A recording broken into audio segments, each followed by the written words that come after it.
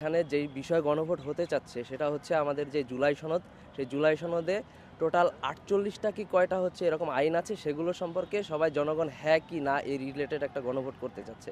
এখন আমি একটা জনগণ, আমি তো ওই ৪৮টা আইন পড়ে তারপরে যে ভোট দিব এইটার নিশ্চয়তা কে দিবে? আমি না জেনেই ধরেন তার ভিতরে ৪৮টার ভিতরে আমার ২৪টার সাথে আমি একমত, বাকিগুলোর সাথে একমত না। এখন সেগুলো আমি কিভাবে শুধু হ্যাঁ না ভোটের মাধ্যমে বাস্তবায়িত করব, সেটা একটা ভাববার বিষয়। আরেকটা বিষয় হচ্ছে জনমনে যেহেতু অলরেডি আওয়ামী লীগ এরকম লকডাউন প্লাস বিভিন্ন আগুন দেওয়া এর মাধ্যমে জনমনে একটা ভয় সৃষ্টি হচ্ছে, তো তারাও এই ভোটে অংশগ্রহণ করবে কি না এটাও একটা বিষয়। এখন যদি ধরেন ভোট হলো, সেখানে 50% ভোটার অংশগ্রহণই করলো না, তখন সেটা ইন্টারন্যাশনাল মিডিয়ায় কি প্রতিফলিত হবে?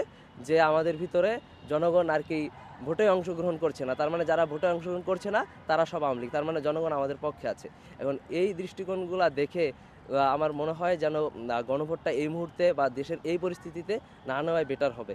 এটা আমরা নির্বাচনের দিনই রাখতে পারি, অথবা এটা পরবর্তীতে কোনো সময় বিবেচনা করলে আমার কাছে মনে হয় বেশি ভালো হবে জনগণের জন্য।